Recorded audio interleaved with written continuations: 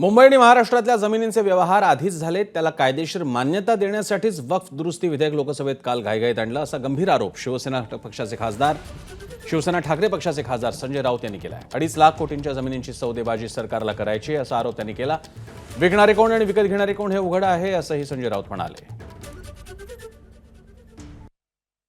महाराष्ट्रामध्ये मुंबईमधल्या जमिनींचे व्यवहार आधीच झालेले आहेत वक्फ बोर्डाच्या विधेयक सादर व्हायच्या आधीच, आणि त्यासाठी त्या विधेयकाला त्या जमिनींच्या खरेदी विक्रीला कायदेशीर स्वरूप आणण्यासाठी हे विधेयक आणण्यात आलं। हे स्पष्ट आहे। त्याच्यामुळे देवेंद्र फडणवीस यांची भीती मी समजू शकतो। आम्ही त्यांना एक्सपोज करणार आहोत आणि करत आहोत की 2025 पर्यंतच्या मशिदी, मदरसे, दर्गे याला ते हात लावणार नाहीत बोलले ना ते। पण रिक्त जमिनींची विक्री करू आणि त्या पैशातून आम्ही गरीब मुस्लिम महिलांना दान देऊ, म्हणजे शेवटी खरेदी विक्रीवर ते आलेले आहेत।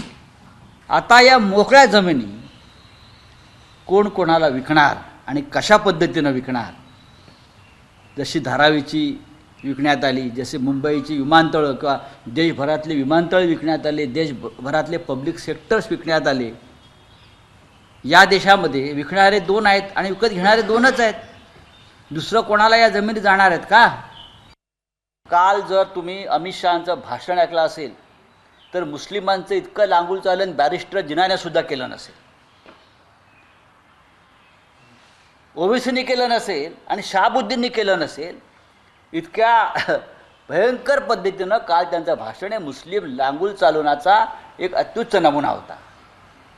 फक्त मुस्लिम, आम्ही मुस्लिमांसाठी हे करतोय, आम्ही मुस्लिमांसाठी ते करतोय, आम्हीच मुस्लिमांचे अल्लाह आहोत, आम्हीच मुस्लिमांचे पैगंबर आहोत, या पद्धतीचं भाषण पाकिस्तानचा निर्माता बॅरिस्टर मोहम्मद अली जिनाने सुद्धा कधी केलं असेल तर मला दाखवावं, जे अमित शहा आणि त्यांच्या लोकांनी केलं। याचं कारण 2 लाख कोटीच्या जमिनी। एबीपी माझा, उघडा डोळे बघा नीट।